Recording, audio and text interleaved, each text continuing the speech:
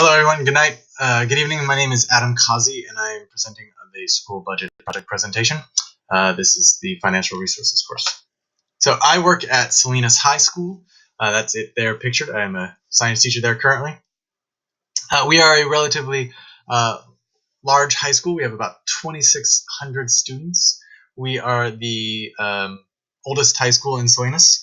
There's now a few others. But we have about a handful of administrators, 120 teachers, an equal number of classified staff.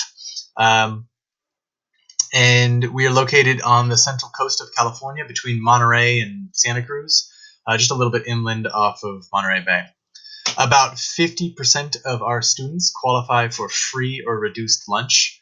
15% or so are English learners. That number of students qualifying for free and reduced lunch and ELs are going up. In the last few years, they've both increased by a few percentage points.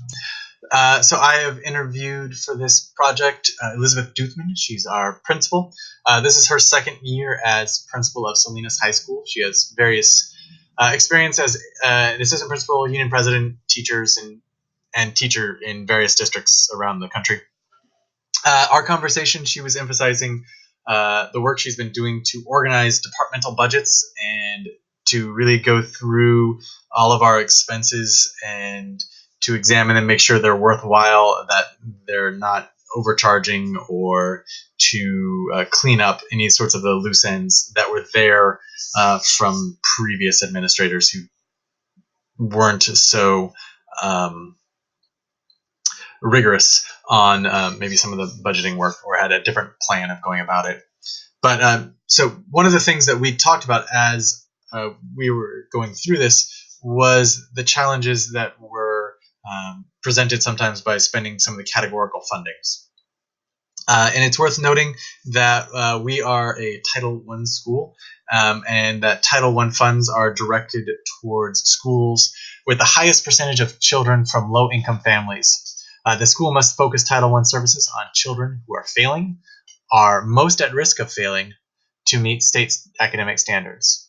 The school enrolling at least 40% of children from low-income families are eligible to use Title I funds for school-wide programs designed to upgrade their entire educational programs to improve achievement for all students, particularly the lowest achieving students.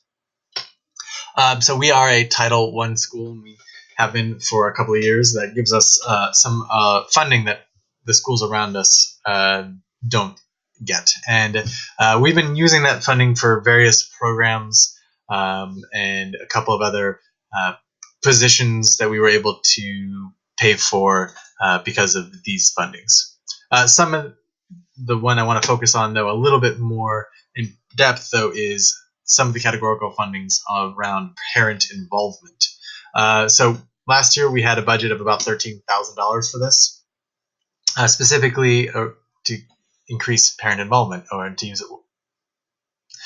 So to use it, we spent it on home visits, interventions, some salaries for parent coordinator, intervention specialists, community liaisons, some tutoring for certificated salaries, and then we've actually spent about half of this on postage.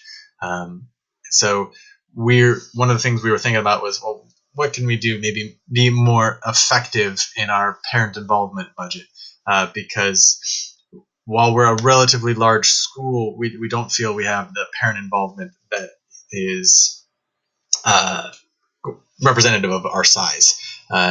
So we really would like to improve that, because we see that, parent involvement with learning at home, school communication, building parent capacity in the school, or volunteering in the school, or helping make decisions at the school, all result in positive student achievement.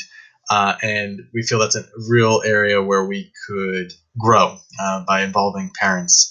And so therefore we want to use our money effectively when we're trying to do that.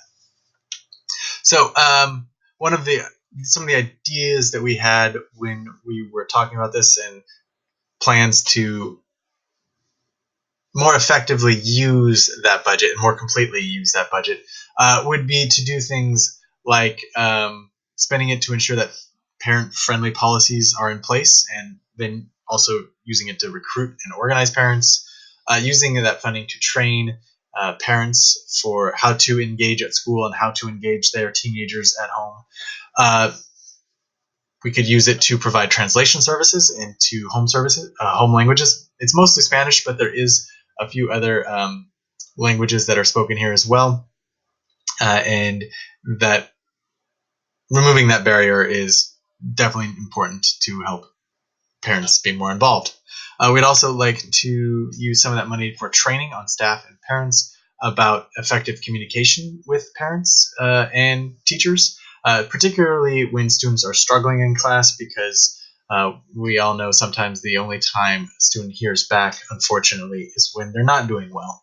And so we'd like to train staff and parents about how to go about being more effective and having a more full understanding of each other. Of course, we'd also like to continue to use that money for some student interventions as well. So in conclusion, we'd like to use our Title I funding more completely and more effectively to build parent community support at school and at home, and to make progress towards a stable, effective relationship between the school, the staff, and the parents. Those are my references, and thank you very much. Have a good evening.